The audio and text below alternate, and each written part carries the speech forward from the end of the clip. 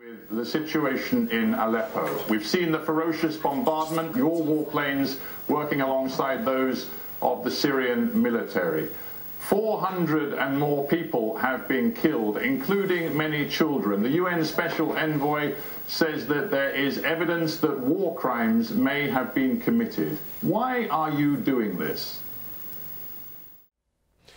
Well, I think to understand what is going on, you have to get a bit back into history of how all this started. Today is exactly 1 year since President Putin, at the request of President Assad, agreed to send our Air Force to help fight terrorists in Syria.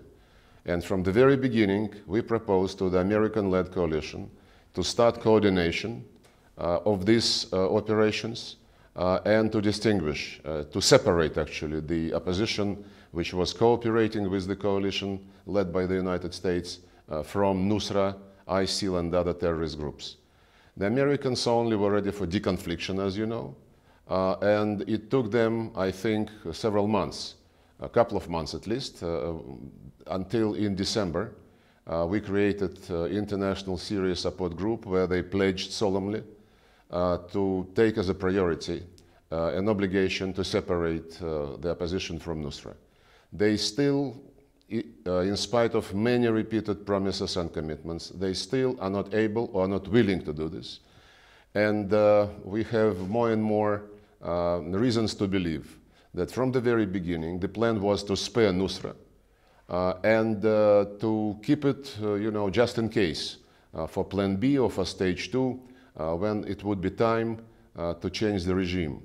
I can only recall, speaking of Aleppo, that in August this year, the opposition, where more than 50% were Nusra, as confirmed by the United Nations, has taken the southern western suburb of Aleppo, cutting off 1.5 million people and basically organizing siege, preventing them from getting any supplies by the most easy and available route. And there was no noise, no hysterical statements. The Western people, as far as I understand, who ran the show, they thought that this would be the prelude to Aleppo being taken by the opposition. Now the situation is different, and we hear all these noises. People get killed. If I may, I understand what you are saying, Foreign Minister, but I need to ask you about the situation on the ground. We have seen it on video, the evidence of civilians being killed in their own basements, their bunkers, by your Russian-made bunker-busting bombs. The doctors have told us of the scale of the casualties. Why is Russia continuing with this bombardment when you know what you are doing to the civilian population? Well, I am coming to it, actually. I'm getting to it. We take all necessary precautions not to hit civilians. The term collateral damage was invented not by us, you know by whom. And we are taking, as I said, most strict precautions to make sure that we don't hit civilians by any chance. If this happens, well, we are very sorry, but we need to investigate each and every accusation. So far, we have not been given any meaningful proof of what is being said about the convoy, which was bombed or attacked on the 19th of September, and which we have good reasons to believe was a provocation. Well, and we would be the last one. We can talk about the convoy in a minute, but if you want evidence of what your forces are doing on the ground in Aleppo, then I can provide some. We have seen one of your unexploded Betab bunker-busting bombs actually filmed on the ground in Aleppo, so we know you are deploying those weapons. We also have seen clear evidence of incendiary phosphorus munitions being used, which again come from Russia. Cluster bombs as well. These are Russian munitions which violate the international laws of warfare. Well, we're not using any munition which is prohibited by the United Nations, I can assure you.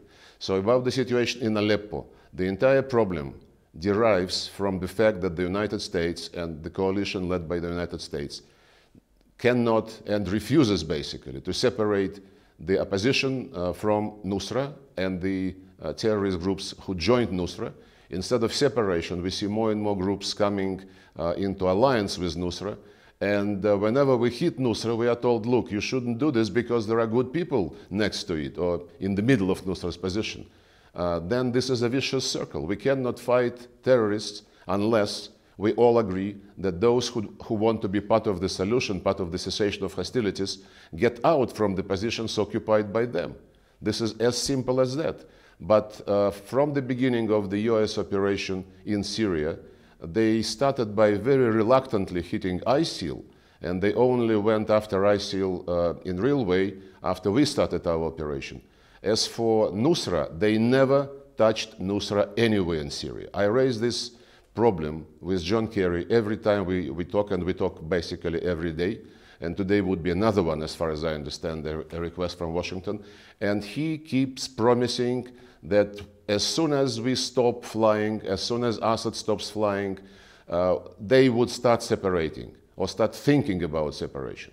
By the way, we had many pauses, many humanitarian pauses during this year, 48 hours, 72 hours at the request of the United Nations. Every time these pauses have been used by Nusra to get from abroad more fighters, more munition, and more weapons. So there must be some first step. There must be some first step, and we have to get our priorities right. Humanitarian things are very important, and we are doing everything now, together with the Syrian government. We made sure they agreed to it, to help the United Nations to get weekly pauses in Aleppo to deliver humanitarian goods. It's the Nusra-controlled people in eastern Aleppo who refuse to do this until there is total quiet because they run short of the munition and weapons and they need resupply. That's as simple as it is. Yeah, Minister Lavrov, you talk about your contacts with the Americans. You will know better than me that over the last 12 or so hours, the message from Washington has been simple. Unless you stop the bombing in Aleppo now, then the Americans say they will end all diplomatic contact with you, they'll end all talk of military coordination, and they will look, quote, at all other options. So are you prepared to end the bombing or not? Well, they also said that Russia would be losing airplanes, soldiers, and Russian cities would be attacked. It was an unacceptable threat, and maybe this was, a signal that those who want to do this can start. It's absolutely unacceptable and deplorable, I would say. As for cooperation, there was never cooperation between the two military of Russia and the United States, except for deconfliction. What we did have was discussions and negotiations on documents, which we started issuing sometime in March, but which the Americans did not want to make public. And every time they said, well, we'll make this public after we negotiate another part of it. Then another part, then John Kerry came to Moscow in July, and we finalized a very good document. By the way, the document started with pledge to separate the opposition, the healthy opposition, so to say, moderates, from Nusra. And it was never done. And they were always shy to make these documents public. Eventually, when we finalized the package of 5 documents on the 9th of September, we decided that this was the time, to start implementing them. And the D-Day was announced on 12th of September. The cessation of hostilities held for a couple of days. The Syrian government did start pulling back its forces from the Castello Road, and the opposition was supposed to do the same. They never did. Instead, they started firing at the Syrian forces pulling back from Castello Road. The Syrian government, as provided by the Russian-American agreements, established its checkpoint on the Castello Road. The opposition was supposed to establish its own. They never did. And now the Castello Road cannot be used. Now Castello Road cannot be used because the opposition threatens to fire at any humanitarian convoy using Costello Road. Right, let me stop you there. This is the fact. Let me stop you there. You've raised something very interesting. You did stop me there already. Yes, I did, and thank you for listening to these questions. You said that the Americans struck at that Syrian military post, and you are right. The evidence is clear, and the Americans have said it was a mistake, and they've apologized for the loss of life in that particular incident. They accuse you, as do many international observers and indeed UN officials, of being responsible for the airstrike on an aid convoy. Now, you have never admitted you did it, despite the clear evidence that it did involve the Russian military. So now is your opportunity to apologize for that. Well, if, as you say, there is clear evidence that this was the job of the Russian military, I would like to see this evidence. I know that the United Nations, in particular on our insistence, announced that they start investigation, and we would be very thoroughly watching how this investigation goes. I can tell you only one thing, and this is the fact known by the United Nations. When the convoy was agreed, the opposition in control of Eastern Aleppo told the United Nations that the convoy should not be launched because, they said, they had information the government would attack it. The United Nations, in spite of this serious warning, said it doesn't matter whether anybody plans to attack us or not, we are sending the convoy. And to understand what might have happened, we have to go back to August 26, when there was another meeting between John Kerry and myself in Geneva. And on that very day, Staffan de Mistura said that humanitarian convoy was ready to leave from Turkey to Eastern Aleppo via Costello Road. And he said, why don't we announce it? It would be so symbolic at the moment when Russia and the United States meet. On that very day, before the convoy left, the Aleppo opposition said that they would hit this convoy, that they would not allow this to get into Aleppo via Costello Road. Then the United Nations basically blinked. They said, okay, maybe we'll talk to them, maybe we'll try to persuade them to change their mind. Let's wait for a couple of days. We waited for a couple of days, and we waited for 2 weeks. Then it was mid-September. The opposition in control of Eastern Aleppo never allowed this convoy in. So now, when the 19th September convoy was about to be launched, the same opposition said that they had information that the government might attack it. Don't you think that this looks fishy? Well, I'll tell you what looks fishy, the fact that your aerial surveillance drones were monitoring that convoy, and you had 2 Russian Su-24 warplanes in the air above it. But let us not spend too long discussing that incident. As you say, an investigation is ongoing. Let us look at the bigger picture. We've talked in this interview about your relationship with John Kerry and the Americans. Samantha Power, the US ambassador at UN, recently said what Russia is doing is not counter-terrorism, it is barbarism. How toxic would you say relations between Washington and Moscow are today? Well, I think she is a bit aggressive, even for the representative of the United States. We believe it is absolutely unacceptable to use this language. We said what we think about this already.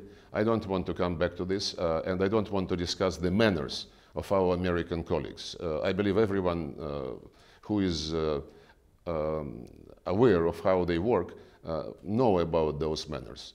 And I prefer to concentrate on the facts, not on some hysterical statements when people lose control of events and of themselves. Do you think the Americans have lost control of both themselves and events? Well, I think that if they do not present any evidence to the contrary, they either are driven by an-Nusra, or they tacitly support this terrorist organization. And I believe, you know, if you take the history, during Reagan administration, Al-Qaeda was born because the United States was supporting Mujahideen movement in Afghanistan against the Soviet Union. During George Bush Jr., ISIL was born after they invaded Iraq, and after, in May 2003, they dismantled any structure with Sunni population, be it army, be it security, be it police. And I am afraid that this particular administration of the United States might make history by being the administration which gave rise and support to Nusra. Let me ask you a few quick-fire questions, and if you would, Foreign Minister, quick-fire answers as well. Is all talk of a cessation of hostilities, a meaningful ceasefire in Syria, over? Is that prospect at an end? No, it is not over. And when we met in New York, we said that we are ready to implement the document which we agreed in full, provided this time we don't get any pretext to delay the separation. Let's sit down, let's have the map, and let the American and Russian officers to exchange information and to clearly indicate on that map where Nusra is. Then everything can start, because we don't want to be cheated again and again. All right. A bigger strategic thought now. In March of this year, President Putin announced that there was going to be a pullback of Russian forces from Syria, which would begin in the spring. Here we are at the end of September, 1 year into your military operations, and far from a pullback, you are being drawn ever more deeply into the Syria conflict. Your strategy hasn't worked, has it?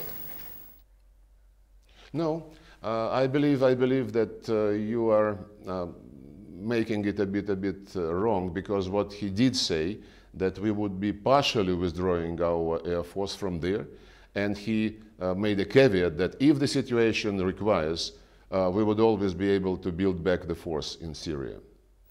The bottom line is, it looks to many people, and this is what the Americans are saying, but others too, that you can't actually rein in President Assad, and that you, particularly in the foreign ministry in Moscow, are unhappy about some of the things that are happening, particularly in Aleppo, but actually Bashar al-Assad isn't listening to you.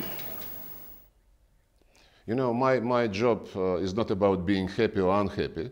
I can only give you facts. Starting with the first document on Syria, Geneva Communique of June 2012, we made all necessary efforts to make sure that the government cooperates. They endorsed these documents a couple of days after it was adopted. The opposition never did, and we proposed to have it endorsed in the Security Council. They refused. And only 1 year and a couple of months later, the opposition reluctantly said that they are ready to accept this document, provided Assad goes, which was not a precondition contained in that paper. Then each and every time Russia and the United States or International Syria Support Group produced some decisions, the opposition was always saying that they're only going to cooperate if Assad goes first. The latest arrangements between us and the United States were rejected by the so-called High Negotiating Committee, and its leader, Riyad Hijab, the former Syrian prime minister who defected in 2011, I think, in summer, he publicly stated in an interview to Al-Hayat, if I am not wrong, that he cannot, and this Riyad Committee, as it is called, cannot accept the statement that Nusra is a terrorist organization. He said Nusra cut off all its links with Al-Qaeda, and that Nusra must be made a respectable participant of the political process. I asked John Kerry yesterday whether he accepts this. He said no. I said, why don't you say this publicly? And I'm still waiting. Right. Well, you've told me a great deal about your concerns about the Nusra Front in all of its guises. I want to ask you a simple question. Bashar al-Assad says he will continue his military operations until he has recovered every inch of Syrian territory. Are you going to offer him full military support until he's recovered every inch of Syrian territory? You know, the cessation of hostilities never ever provided for ceasing any activities about Nusra and ISIL, and this is what we are guided by. Yeah, but you haven't answered my question. Of course, very much. You haven't answered my question. Do you believe Assad can recover every inch of Syrian territory, and will you be providing military support until he does so? No. We believe that the Russian-American deal must be put into effect. For this, The only thing which is necessary is to separate the opposition from an-Nusra, if it is supported by the United States, not on paper but in real life, and then we will insist on immediate cessation of hostilities. All right. We haven't Except much Nusra, time. of course. We haven't much time left. I want to address a couple of other issues. On sanctions, because of your response to the downing of MH17, the recent prosecutor's report, which made it quite plain, all the evidence points to a Russian missile that was brought from Russia into eastern Ukraine, shooting down that Malaysian airliner, and then the missile launcher returning to Russia. Because of your response to that, it is quite plain that international sanctions on your country are not going to be lifted anytime soon. How is Russia going to continue to live with these sanctions? Well, we already explained what we think about this report of the Dutch, whatever it is called, Council. By the way, the investigation group, which was created in July 2014, did not invite Malaysia until end of that year. It was very strange, and nobody explained to us why this was the case. Another strange thing, in addition to what was said by our aviation authorities and by the producer of this rocket launcher, the Security Council adopted a resolution in July 2014, which, among other things, requested regular reports to the Security Council about the course of this investigation. There was no single report to the Security Council, and I wonder why. As for the technical details and the evidence which you referred to, the evidence is based on video images and photo images from social networks and from the evidence received from unnamed witnesses. And the report itself and the presenter of the report said that they need to continue investigation. We submitted huge material to them, and we would be very much hopeful that they would look eventually into this material. So I remind you that it was any kind of apology. Any kind of apology for what? For the fact that the evidence points clearly to a Russian-made missile coming from Russia and going back to Russia being used to kill 298 people on board that plane. Well, first, even from the point of view of the logic of the investigating committee, the investigation is not over. They said that there are some 100 names, but none of them is a suspect, none of them is a witness even. So even from this point of view, let's not jump to conclusions. But what I can tell you is that the information we amassed, including the results of the tests conducted by the producer of this rocket launcher, was given to the investigators, and Ukrainian data, American data, was never given and made public. Foreign Minister Lavrov, thank you for joining me. You and this special BBC World News program at this point. Thank you.